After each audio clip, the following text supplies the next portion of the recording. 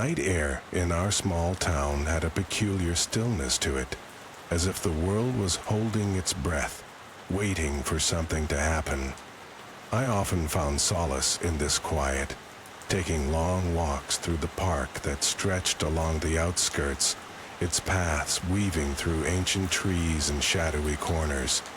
The park was my refuge, a place where the troubles of daily life seemed to vanish beneath the soft rustle of leaves and the whisper of the wind. On that particular evening, the air was crisp, the sky a velvet canopy sprinkled with stars, and the moon hung low, casting a silvery glow across the landscape.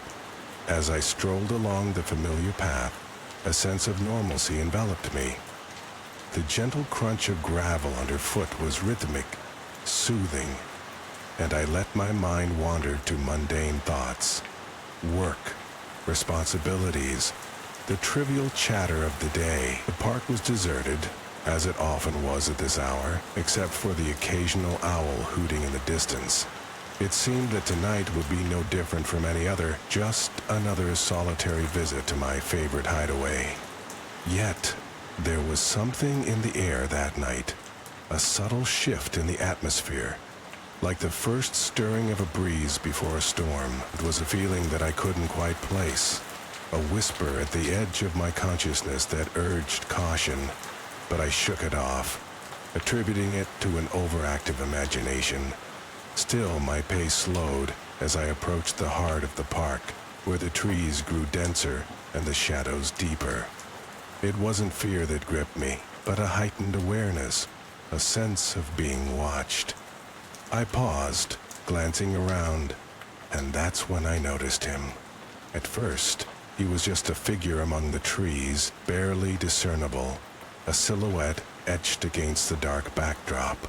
He stood still, as if he were part of the night itself, and though I couldn't make out his features, there was a certain elegance to his posture, a quiet confidence that seemed to resonate with the surroundings. A shiver ran down my spine and I took a step back, unsure whether to approach or retreat. He must have sensed my hesitation, for he moved then, stepping into the moonlight with an ease that belied his earlier stillness. As he came closer, I could see him more clearly. A tall figure, cloaked in darkness, his face pale and strikingly handsome under the moon's glow. There was something timeless about him, a quality that seemed both alluring and unsettling. His eyes met mine, and in that moment I felt an inexplicable connection, as if he could see through to the very depths of my soul. "Good evening," he said, his voice smooth and deep, a melody that seemed to echo in the night air. "Hi," I replied, my own voice barely above a whisper. "I didn't expect to meet anyone here." "Nor did I," he said with a slight smile, as if the coincidence amused him. "It's rare to find someone else who enjoys the solitude of the night." There was something about him, an aura that drew me in despite the lingering unease. Perhaps it was the way he seemed so at ease in this world of shadows, or the way his gaze held mine with such intensity. "I'm Adrian," he said, breaking the silence. "May I walk with you?"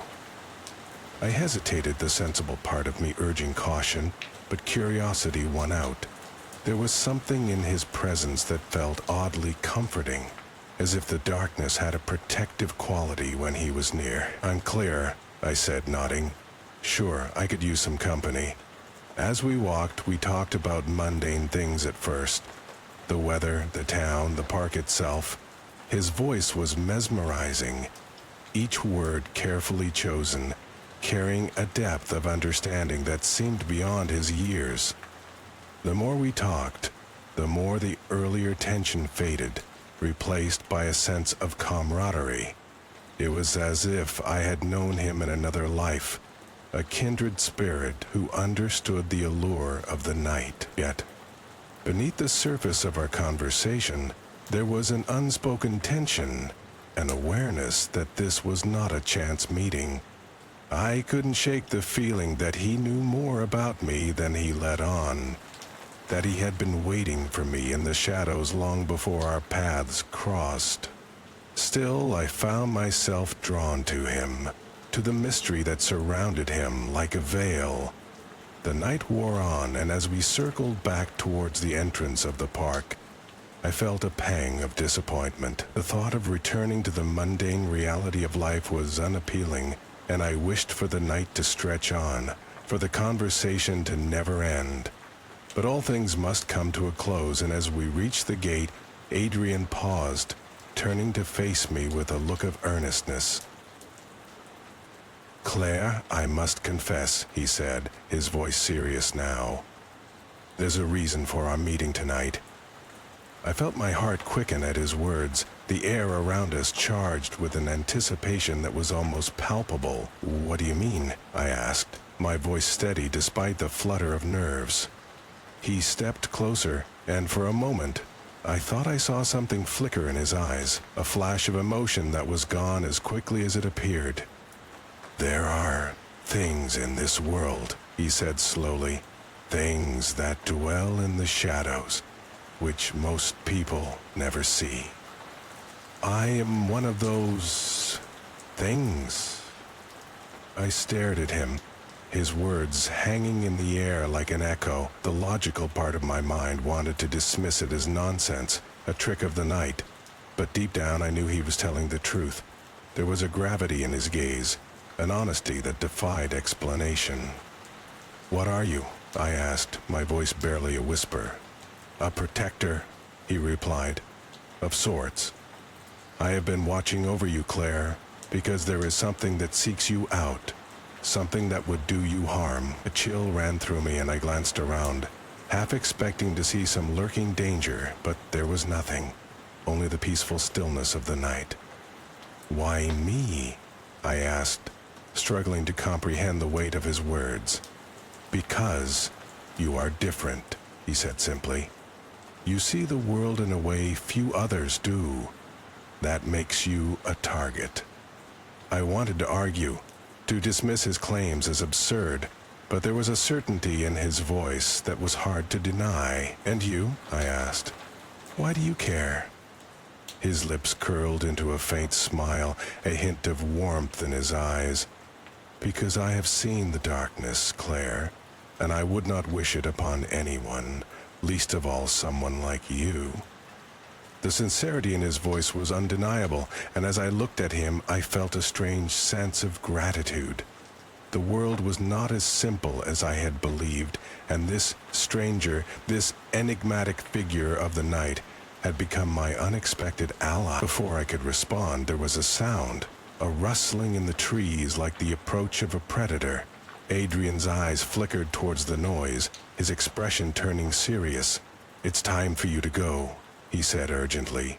"Go home, Claire. I'll take care of this." I hesitated, fear warring with the urge to stay, to understand more, but his gaze was firm. "Please," he urged, "trust me." Reluctantly, I nodded, turning away from the safety of the park and towards the unknown path home. As I walked away, I glanced back once, catching a glimpse of Adrian standing tall, a lone figure against the shadows, and I felt a pang of both fear and hope. The streets were eerily quiet as I made my way home, the silence only broken by my footsteps echoing against the pavement. Every shadow seemed to hold a secret, every corner a potential threat, and I hurried, the adrenaline from our encounter still coursing through my veins. I couldn't shake the feeling of being followed, as though unseen eyes were watching my every move, but I forced myself to keep going, to trust in Adrian's promise of protection. When I finally reached my door, relief washed over me and I stepped inside, locking it behind me with trembling hands. The night's events felt surreal. A dream that both terrified and fascinated me. I couldn't erase the image of Adrian, his words echoing in my mind, nor the sense of an unseen threat lurking just beyond my understanding. Sleep eluded me that night, my mind replaying our conversation and the strange connection I felt with him. The idea of a protector dwelling in the shadows seemed both comforting and disconcerting. a reminder that the world was far more complex than I had ever imagined. I lay awake, staring at the ceiling, pondering the mysteries of the night and the role I played in this unfolding tale. Days passed, and though I returned to my usual routine, I couldn't shake the feeling of being watched.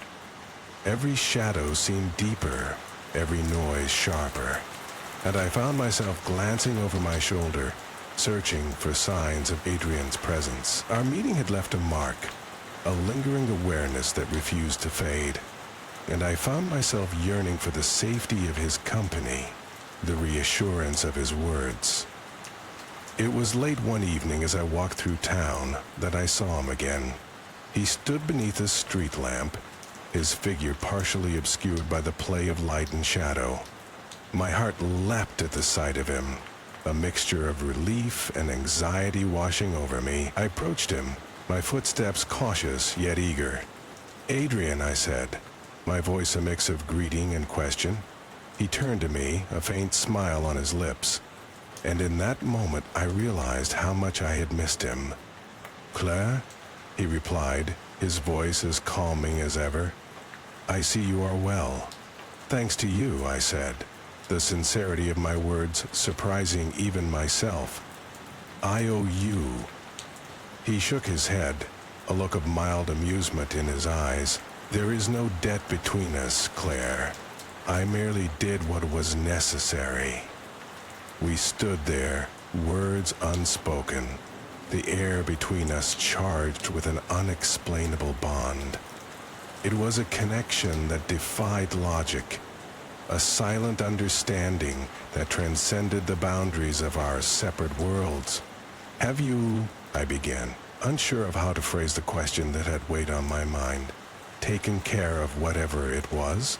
His expression grew serious, a shadow crossing his features. "For now," he said, his voice tinged with a hint of caution, "but the darkness is persistent. It will seek you again." The thought sent a shiver through me, and I looked away, unsure of what to say. The night felt colder, the shadows creeping ever closer, and I wished for the safety of daylight. "Do not fear, Claire," Adrian said softly, his voice cutting through the gloom. "I am here. As long as the night endures, I will watch over you." His words were a promise, a vow forged in the depths of night, and I felt a sense of peace, a belief in the unknown that had become my reality. There was no denying the truth of our meeting, the purpose behind our connection, and though the fear lingered, it was tempered by the knowledge that I was not alone.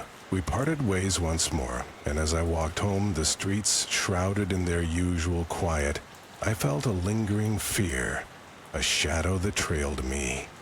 Yet, in the depths of that fear, there was hope, a flicker of light that Adrian had ignited. The world was a place of mystery, a tapestry of light and dark, and though the path ahead was uncertain, I felt ready to face it. With a protector in the shadows and a newfound strength within me, I knew I could walk through the night, unafraid of what lay beyond. In the heart of the city, nestled amidst a sprawl of high-rising buildings, there lay an apartment complex that stood out for its quaint charm and peculiar warmth. It wasn't the kind of place that one would expect to find in such a bustling metropolis, but that was precisely what made it special. The apartments, with their red brick facades and neatly trimmed hedges, radiated a sense of home that was rare in urban landscape. It was here that I had lived for the past 3 years, drawn to its serenity and the friendliness of its residents. The community was close-knit, almost familial, and despite the flurry of activity that characterized city life, our little enclave maintained an atmosphere of almost rural calm. It was the kind of place where everybody knew everybody else, where stories were shared over cups of coffee in the courtyard, and where support was always just a door knock away. Amongst the diverse tapestry of personalities, there was one enigmatic figure who stood out, the janitor, known simply as Mr. Lupin. Mr. Lupin was a gentle giant of a man, with a soft voice that belied his towering presence. He was always there when you needed him, fixing leaky faucets or repairing creaky doors with a quiet efficiency. Despite his constant presence, there was an air of mystery about him. His origins were unknown, and he often seemed to know more about us than we had ever told him. Yet, his kindness was never in doubt, and somehow you always felt safe with Mr. Lupin around. It was on a late autumn evening that the first ripple disturbed the calm surface of our community. The air was crisp, carrying with it the scent of fallen leaves and the promise of an early winter. I was returning home from a particularly grueling day at work, eager to unwind in the comfort of my cozy apartment. As I turned the corner of the street leading to our complex, I noticed an unfamiliar shadow lingering by the entrance. The figure was cloaked in the dim light of the street lamps, their features obscured by the encroaching darkness.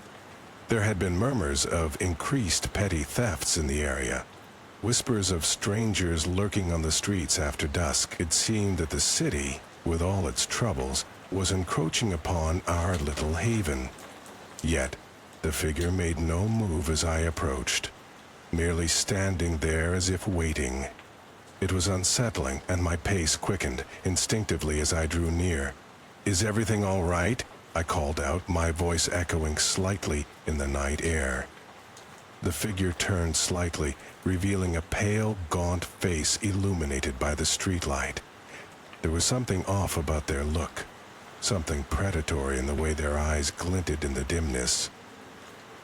"Yes, just waiting," came the response, the voice low and rasping. It sent a shiver down my spine, though I couldn't quite place why. I hurried past, my heart thudding in my chest, and cast a glance back as I reached the door to our building.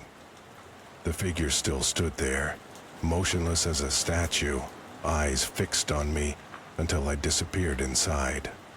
That night, I dreamt of wolves howling under a crescent moon, their eyes gleaming with an unnatural intelligence.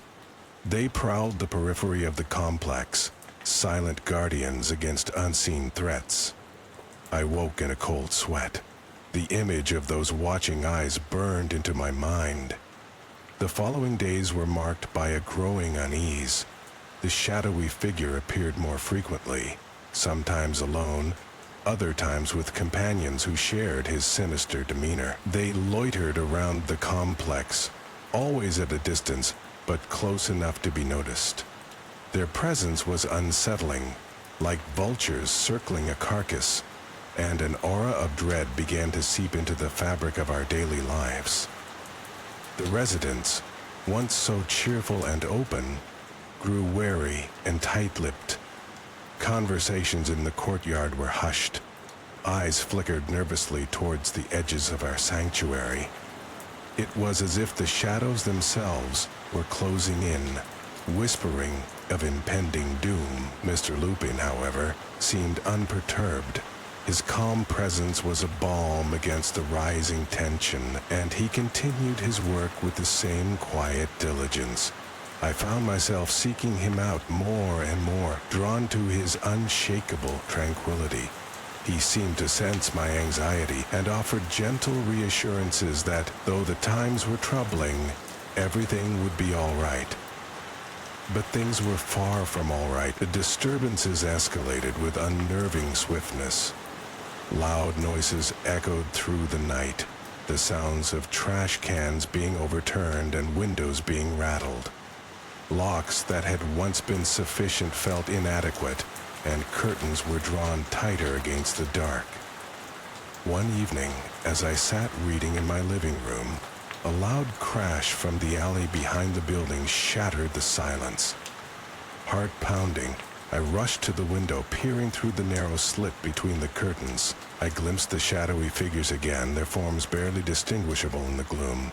They were arguing amongst themselves, their voices low and urgent, punctuated by sharp, guttural growls that seemed more animal than human. As I strained to hear, a movement caught my eye. A figure stood silhouetted against the pale light of the street lamp. It was Mr. Lupin. He moved with a grace that belied his size, stepping into the alley with an unhurried confidence. The shadowy figures fell silent, their attention shifting to him. There was a moment of tense silence, broken only by the distant hum of traffic. Then, one of the figures lunged forward, an aggressive snarl tearing through the night air. What happened next defied all logic. Mr. Lupin moved with an agility that was almost supernatural, sidestepping the attack with fluid ease. His movements were a blur, his form seeming to shift and ripple in the dim light. The air crackled with an energy that raised the hairs on the back of my neck. I watched, transfixed, as Mr. Lupin confronted the intruders, his presence commanding and somehow different. It was then that I realized his eyes, usually so gentle, glowed with a fierce light that was at once familiar and alien. The confrontation ended as quickly as it had begun. The shadowy figures retreated, melting into the night like mist. Mr. Lupin remained, his gaze sweeping the alley before he turned and made his way back towards the building.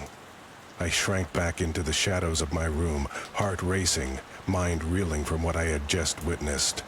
Sleep eluded me that night, my thoughts a tangled web of confusion and disbelief.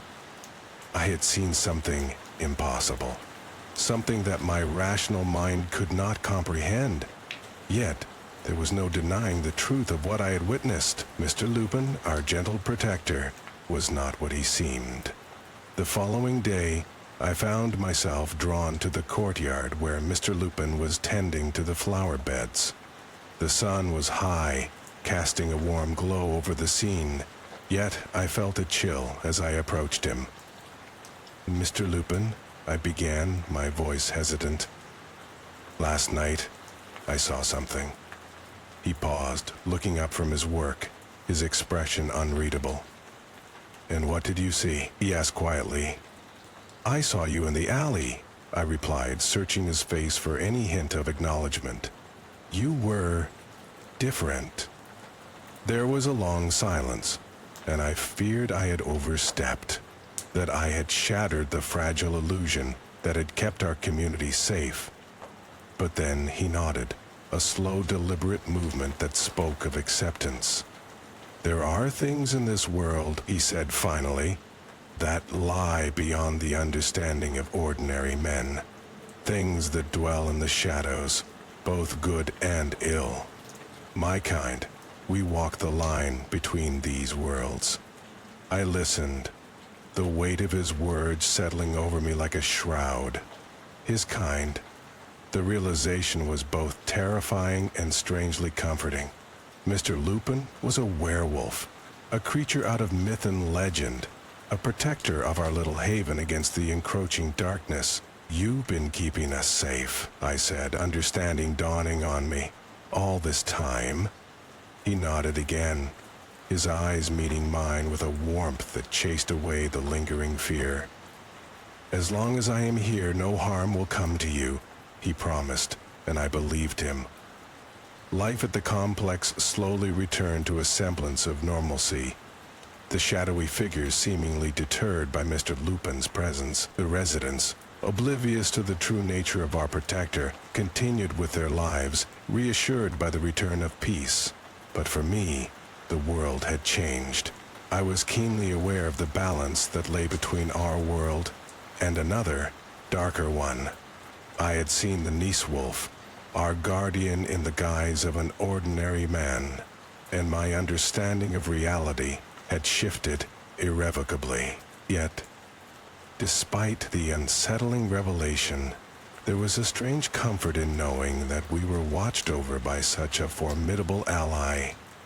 The fear that had once gripped my heart softened into a cautious respect for the mysteries that lay beyond our comprehension. I would never look at the world quite the same way again, but perhaps that was a blessing in disguise. As the seasons changed and the days grew shorter, I often found myself looking out into the night, half expecting to see the gleam of eyes in the darkness.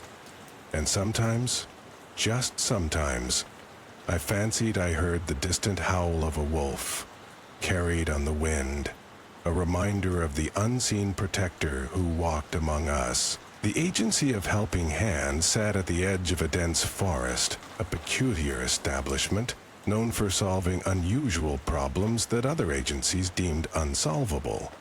Its structure was quaint yet unassuming, a simple cottage with ivy clinging to its stone walls and a wooden sign swinging gently in the breeze.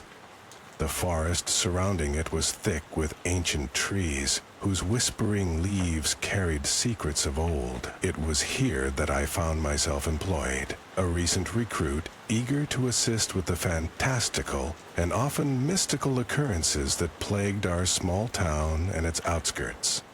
On most days, the biggest challenges involved lost pets or reconciling feuding neighbors with a touch of charm and negotiation.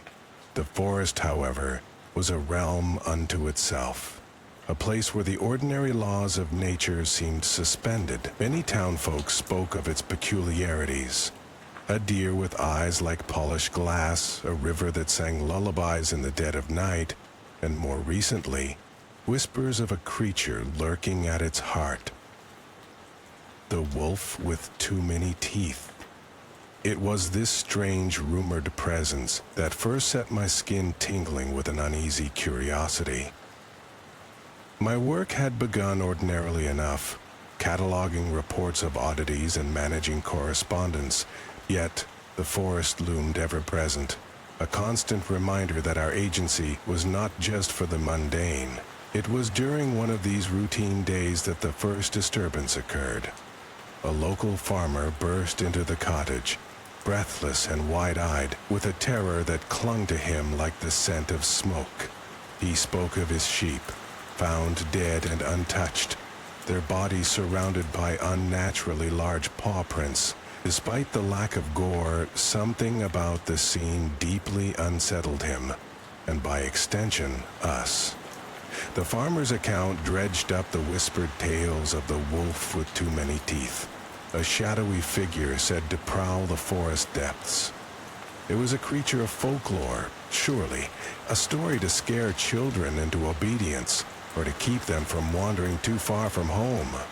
Yet, in our line of work, dismissing the improbable was not an option. My curiosity piqued, I volunteered to investigate, a decision I hope would lead to clarity rather than regret.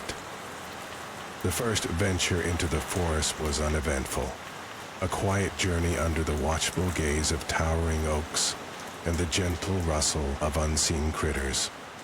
I navigated the labyrinth of roots and fallen branches, my senses sharpened by the remnants of sunlight peeking through the canopy. It was peaceful, almost deceptively so, as if the forest itself was withholding its secrets. But as dusk descended, the atmosphere shifted, the air grew colder, and the shadows lengthened, whispering against the bark in a language I could not understand. I returned to the agency with little more than a sense of unease, unsure of what exactly I had been searching for. Days passed, and while the farmer's fears lingered, the town seemed to forget.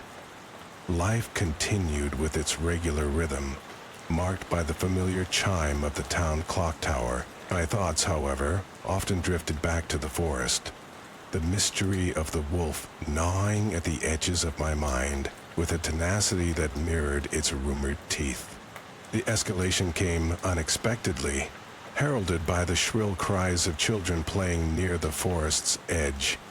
A young girl, no older than 7, claimed to have seen the wolf, its eyes like twin moons and its maw bristling with an impossible number of teeth. Her story was punctuated by tears and trembling hands, the terror in her voice a stark contrast to the sunny afternoon. The townsfolk were divided, some dismissing her tale as childish imagination, others whispering of ancient curses and the forest's own will. The agency was tasked with ensuring the children's safety, a responsibility I took seriously as the days stretched into weeks. I found myself drawn back to the forest repeatedly, each visit a futile attempt to confront the specter of the wolf. The deeper I ventured, the more I sensed the presence of something watching, just beyond the periphery of my vision. It was as if the forest itself was alive, breathing, in sync with my own anxieties. The climax arrived with a suddenness that caught me unprepared. A cold winter's night found me restless, staring out the cottage window at the barren silhouettes of leafless trees. A howl pierced the night, low and mournful, echoing through the stillness like a call to arms. It was a sound that rattled the bones, neither natural nor entirely of this world.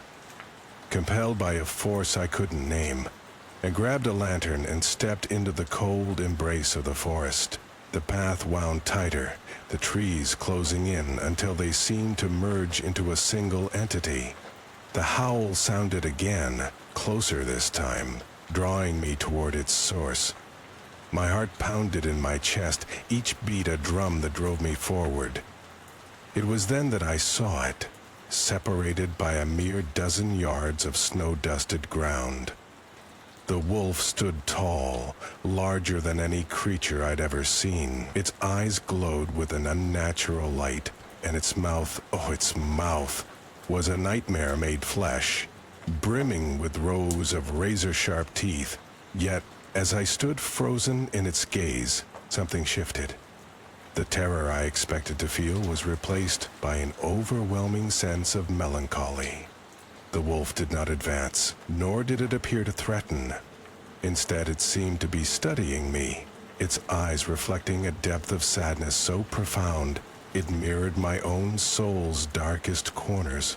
Here was a creature not of malice but of misunderstood solitude, a guardian or perhaps a prisoner of this ancient woodland.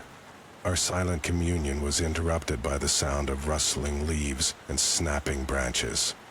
From the shadows emerged a figure cloaked in black, their presence as ominous as the wolf's had been serene.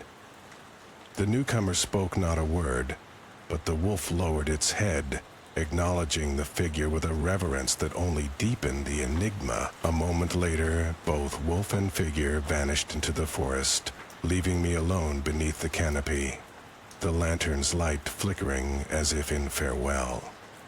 I returned to the agency, the encounter haunting my thoughts. The mystery of the wolf remained unsolved, but its existence was indisputable. I could not share the full account with my colleagues, for the truth of what I had seen would sound like madness. Instead, I offered a half-truth, citing the need for caution near the forest without divulging the creature's sentience or the stranger in black. The lingering fear of the wolf persisted, though it became a comfortable companion, a reminder of the mysteries that defy explanation.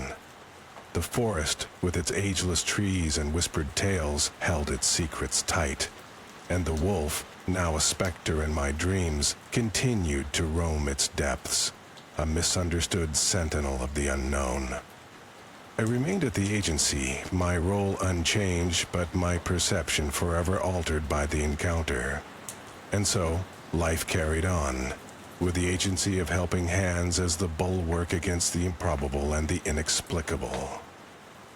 The forest stood as an ever-present reminder of the thin veil between reality and myth, where a wolf with too many teeth prowled silently, its story etched into the fabric of our town's folklore. It was a story of fear and understanding intertwined, a tale whispered through the leaves, a secret shared only by those who dared to listen. As a search and rescue officer for the U.S. Forest Service, my job often took me deep into the verdant embrace of sprawling national parks and dense ancient forests. For years, I had considered these places as my second home, their serene beauty a balm to the soul. During the early days of my career, the forests had always seemed like placid giants, stoic and unyielding, yet unthreatening. My routine was simple: patrol the trails, guide the lost back to safety, and occasionally, in dire circumstances, search for bodies that had succumbed to nature's harshness. The forest and I had an understanding, I thought, a silent pact of mutual respect. But that was before the strange occurrences began, before the thrum of normalcy was shattered by the unsettling elements that lurked just beyond the veil of reality. My first encounter with the strange was disconcerting but innocuous enough to dismiss at the time. It happened during a brisk autumn evening. The air was crisp, the leaves a tapestry of fiery hues. I was called to locate a group of hikers who had wandered off the main trail. As I ventured deeper into the woods, following their last known coordinates, I noticed something odd. The usual forest sounds, birds, rustling leaves, the distant murmur of a stream, were absent. The silence was profound, pressing against my eardrums like an invisible weight. And then, out of nowhere, I stumbled upon a clearing I had never seen before. It was circular, its perimeter marked by ancient, gnarled trees twisted in unnatural contortions as if frozen in a perpetual dance. At the center lay an array of stones, set in a perfect spiral, each rock smooth and polished, glistening faintly in the dying light. I shook off the shiver that crept down my spine, attributing it to the cold. The hikers were found soon after, none the worse for wear, and when I asked them about the clearing, they looked at me blankly. They hadn't seen it, they said, their voices tinged with confusion.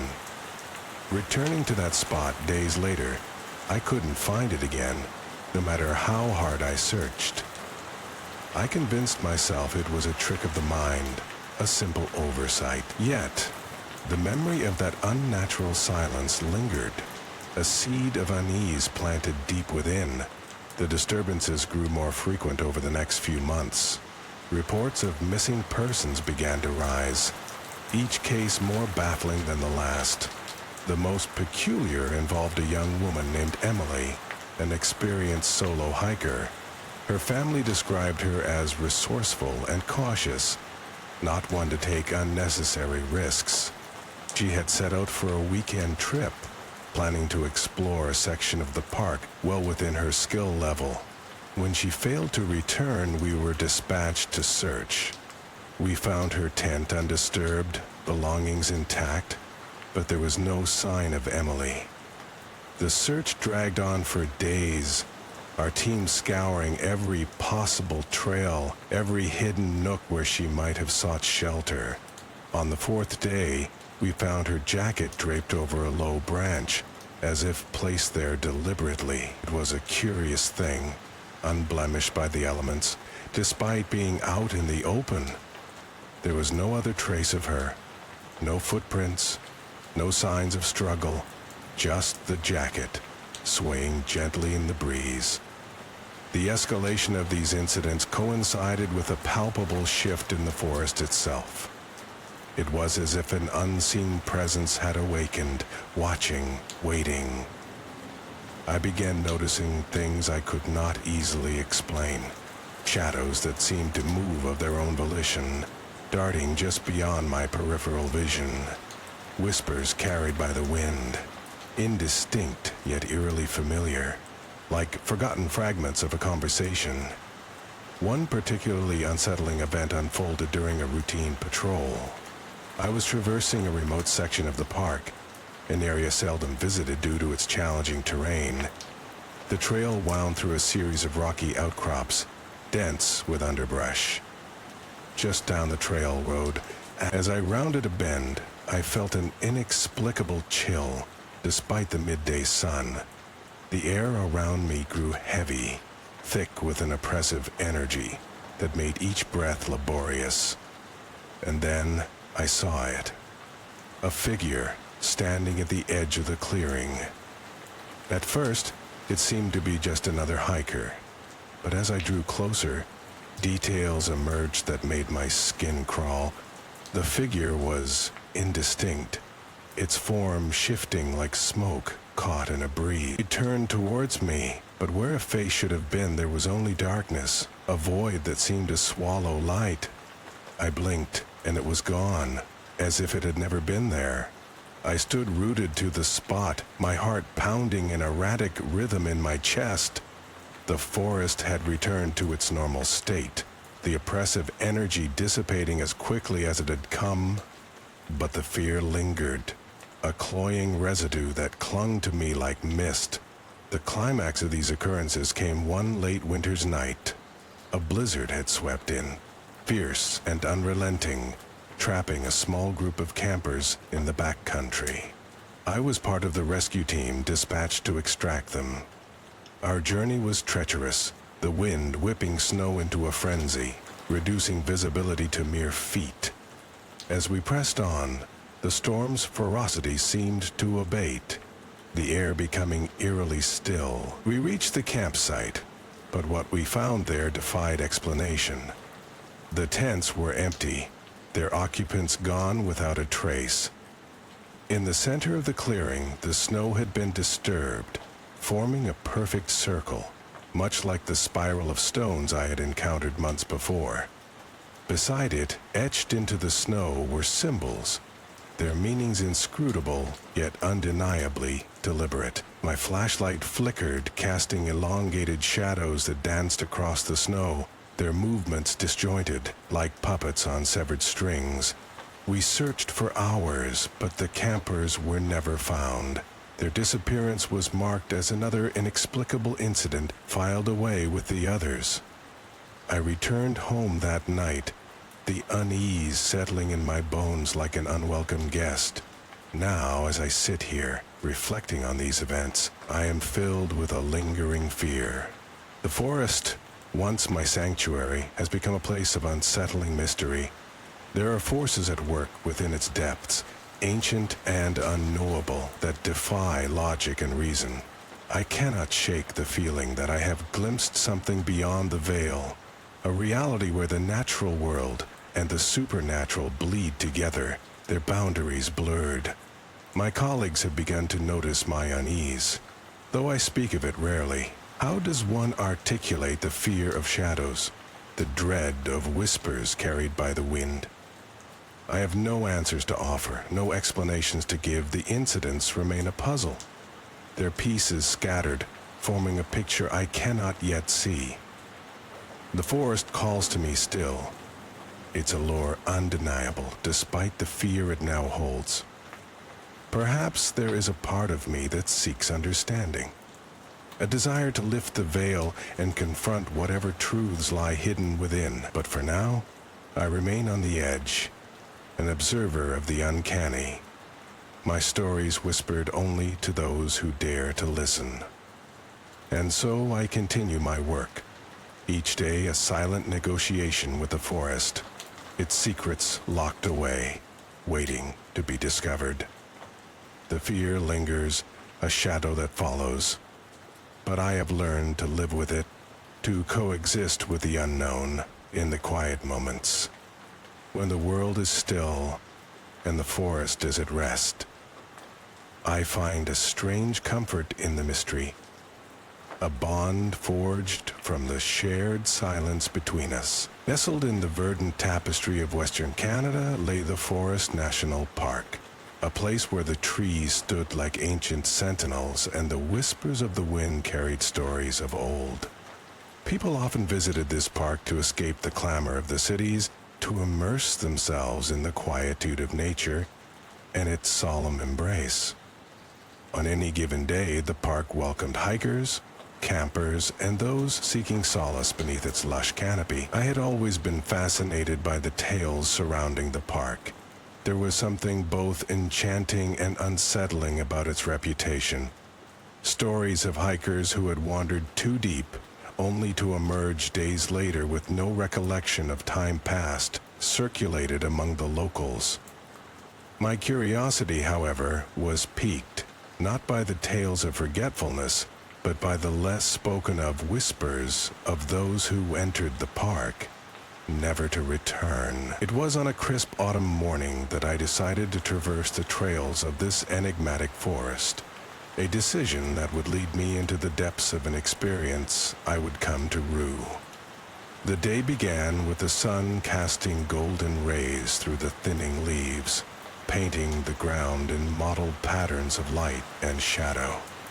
The path before me stretched invitingly, a ribbon woven through towering pines and sweet-smelling cedars. Initially, everything was as one might expect from a forest, a symphony of rustling leaves, the chirp of distant birds, and the faint trickle of an unseen stream. The normalcy of it all was almost comforting, as if the trees were embracing me in a friendly welcome. Yet, as I delved deeper into the woods, the familiar sounds of life began to fade. It was gradual, almost imperceptible at first. The birdsong ceased, leaving a silence so profound it seemed to throb in my ear. I paused, sensing an unfamiliarity in the air, a stillness that felt wrong. Dismissing it as mere unease, I pressed forward, my footsteps the only sound in this hushed wilderness. The first disturbance came in the form of a shadow, a fleeting, peripheral flicker that danced at the edge of my vision. Instinctively I turned, but there was nothing there, only trees and the interminable shadows they cast. A shiver tickled my spine, but I attributed it to the chill of the autumn air and marched on, determined to explore the heart of the forest. The path, once clear and trodden, began to disintegrate, merging with the undergrowth until it was a mere suggestion of direction. I hesitated, considering the wisdom of continuing. Yet an inexplicable pull urged me onward, deeper into the unknown. It was as if the forest itself had taken a breath, holding me in suspense. With every step, the world around me shifted. The trees grew taller and more oppressive, their branches intertwining to form an almost impenetrable canopy. The light was dim, casting everything in an eerie twilight. I felt disoriented, as if the forest were subtly changing its form, leading me somewhere I was not meant to go. My senses were heightened, every crunch of leaves underfoot a deafening proclamation in the silence. I could no longer shake the feeling of being watched, the sensation creeping over my skin like 1,000 tiny insects. I stopped again, scanning my surroundings with a renewed sense of urgency. It was then I saw it. A figure standing among the trees, barely discernible from the shadows. The figure was still, its presence both alien and familiar. I called out, my voice breaking the silence like a stone thrown into still water. There was no response, only the echo of my own words mocking me. I blinked, and the figure was gone, leaving me with a growing sense of dread that gnawed at the edges of my mind. Panic began to set in, a small seed taking root in the fertile soil of my fear. I turned back, retracing my steps in a bid to escape the clutches of the forest. But the path had vanished, swallowed by the ever-shifting woods. It was as if the forest itself was alive, each tree a conspirator in this elaborate game of hide and seek. The escalation came swiftly then, my senses overwhelmed by the forest's strange properties. Time lost meaning. Minutes stretched into hours, and hours collapsed into moments. The world around me began to warp, the trees bending at impossible angles, their bark writhing as if alive. I stumbled, my equilibrium skewed by the surreal landscape. Desperation clawed at me, my mind a tumult of fear and confusion. I had lost all sense of direction, the oppressive trees my only companions in this twisted realm. I shouted for help, my voice echoing in the emptiness, swallowed by the forest without a trace. It seemed as though the forest was drawing me deeper, a siren call that rendered resistance futile. The climax of my ordeal came when the shadows coalesced into a figure once more, stepping out from the void between the trees. This time, its features were clearer, an ethereal reflection of my own visage. It felt like staring into a mirror, the figure's eyes boring into mine with an intensity that belied understanding. A silent conversation passed between us, a communion of fear and acceptance. I was transfixed, unable to look away as the figure extended a hand towards me, an invitation or a command. The gravity of its presence weighed on me, a dark sun pulling me into its orbit. I felt an overwhelming urge to reach out, to surrender to the inevitability of this encounter. But deep within, a primal instinct screamed for escape, a voice drowned out by the suffocating presence of the forest. In a final act of defiance, I turned and fled, tearing through the underbrush with desperation born of pure survival. I could feel the forest closing in around me, the very air thickening to impede my progress. My heart pounded in my chest, each beat a frantic plea for salvation. As I burst through the tree line, the forest's hold on me loosened, the oppressive atmosphere lifting like a veil. I found myself standing at the edge of the parking lot, the familiar sight of cars and the distant murmur of the highway a balm to my frayed nerves.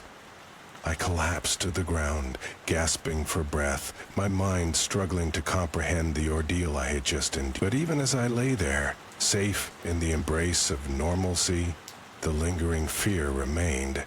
The forest had imprinted itself upon my soul, a shadow that followed me like a persistent echo. I knew, deep down, that I had been marked by its presence, a reminder of the mysteries that lurked within its depths. To this day, I cannot shake the feeling that the forest watches and waits. A silent guardian of secrets untold. I am left with a haunting question. Was it merely my imagination, or had I truly glimpsed the otherworldly nature of the Forest National Park? The answer eludes me, yet the memory remains vivid, a testament to the unseen world that lies just beyond our perception, waiting to ensnare the unwary in its enigmatic grasp. The sun hung low in the sky, casting an amber glow over Erie National Park. It was one of those rare autumn days that felt like a gentle whisper, soothing the soul with its calm and reflective air. The leaves, dressed in their finest shades of gold and crimson, fell in delicate spirals, blanketing the forest floor in a tapestry of color. I had taken a brief leave from my job, an escape from the urban chaos, and decided this was the perfect spot to find solitude. The park was sprawling, with dense woods that seemed to stretch endlessly. It was easy to lose oneself in its beauty. A small path, worn by years of hikers, wound its way through the trees, inviting me to explore deeper into the heart of the forest. I relished these quiet moments where the world faded away, and it was just me, my thoughts, and the gentle rustling of leaves. I hadn't seen another soul since I had arrived earlier that afternoon, and a part of me was grateful for the isolation. Life had become increasingly stressful, and the solitude was a balm to my frayed nerves. Even the air seemed different here, fresher, as if each breath could cleanse the weariness from within me. As I ventured deeper into the forest, the path became less distinct. The underbrush grew denser, and the shadows lengthened. An eerie quiet settled over the woods, broken only by the occasional song of a distant bird. I wasn't alarmed. The tranquility was comforting, and I felt an inexplicable connection to the forest, as though it were welcoming me, wrapping me in its ancient embrace. It wasn't until I stumbled upon the clearing that I felt the first stirrings of unease. The area was circular, devoid of the fallen leaves that carpeted the rest of the forest. It was as though the trees had conspired to create a perfect empty space, free from the clutter of nature. In the center stood a single, twisted tree, its branches gnarled and reaching skyward like skeletal fingers. The bark was darker than any other tree I had seen, almost black, as if it had absorbed the shadows themselves. I hesitated at the edge of the clearing, watching the way the light played on the strange tree, casting long, flickering shadows.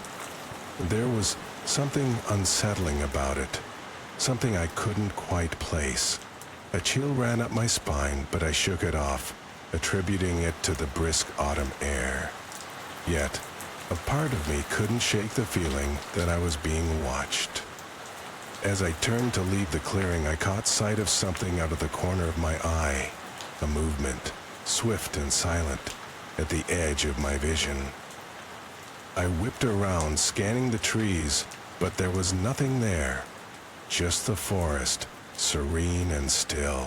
I could hear my heartbeat in my ears, a quickening drum that seemed to echo through the woods. I laughed at myself, dismissing it as a trick of the light or my imagination running wild.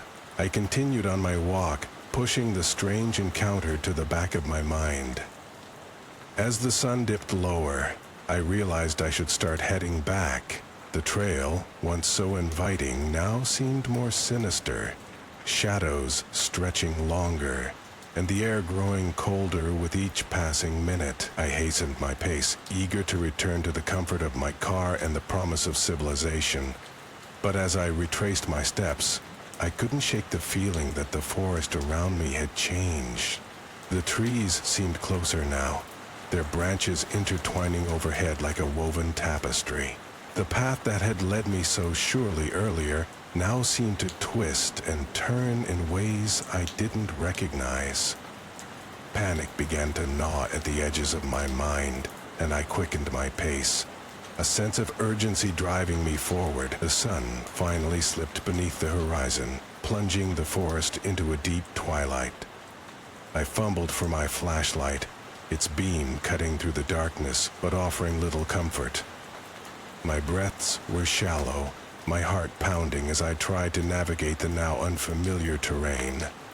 The feeling of being watched returned, stronger than before, an unsettling presence that clung to the shadows.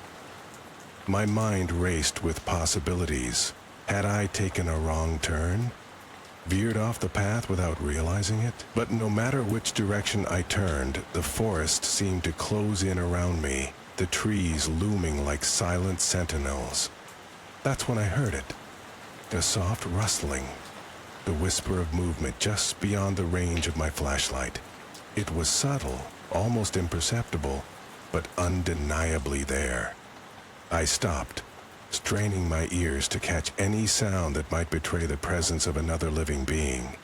My imagination conjured up images of deer or other wildlife, but deep down, I knew it wasn't an animal. The rustling seemed deliberate, calculated, like something or someone was following me. I called out, my voice sounding small and hollow in the vastness of the night, but there was no reply. Just the oppressive silence and that persistent rustling, growing ever closer. My instinct screamed at me to run, but fear rooted me to the spot. A battle raging within me between flight and the desire to face whatever was out there. The rustling stopped suddenly, the silence more deafening than any sound. Then, as if in response to some unseen cue, the forest erupted into a cacophony of noise, branches cracking, leaves crunching, the whisper of voices carried on the wind. I spun around, flashlight beams slicing through the darkness as I tried to pinpoint the source. And that's when I saw them. Figures, standing just beyond the reach of the light. They were humanoid, but their features were indistinct, as if they were formed from the very shadows themselves. Their eyes glowed, a pale, luminescent blue, fixed on me with an intensity that sent chills down my spine.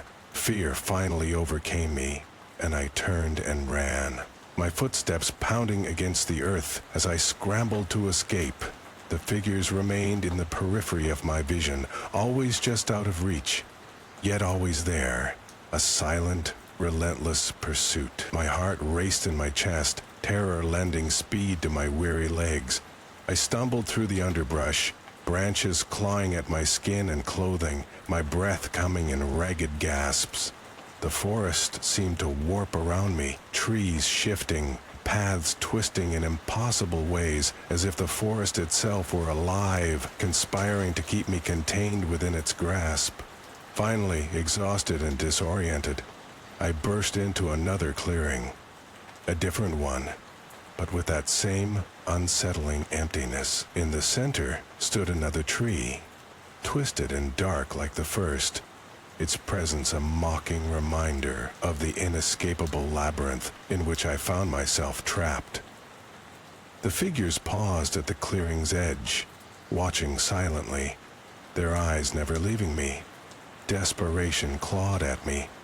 I fell to my knees, the flashlight slipping from my grasp as I stared up at the twisted tree, its branches swaying gently despite the absence of wind. The voices returned, a susurrus of whispers that seemed to emanate from the tree itself, weaving through the air like a dark melody. I clamped my hands over my ears, trying to shut out the sound, but the whispers persisted, threading their way into my mind.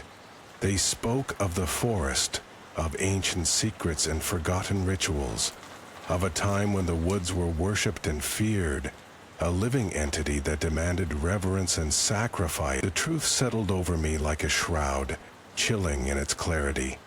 The forest was alive, and it had chosen me, drawn me into its depths, ensnaring me in its web of shadows. Panic surged anew, but I was too exhausted to run, too drained to fight. I could only kneel there in the clearing, the whispers growing louder, more insistent.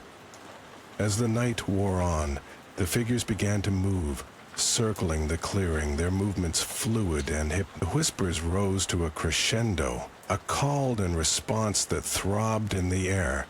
I wanted to scream, to break free of the waking nightmare, but my voice was lost, swallowed by the dark.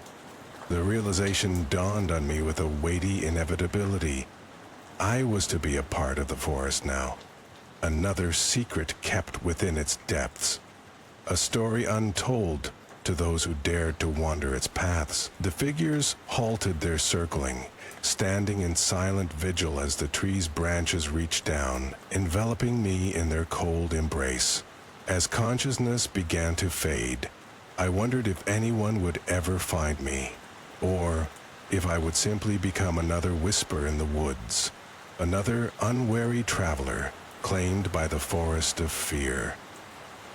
And as the final vestiges of awareness slipped away, I was left with a lingering fear, a soundless echo that whispered through time, a warning to all who dared to listen.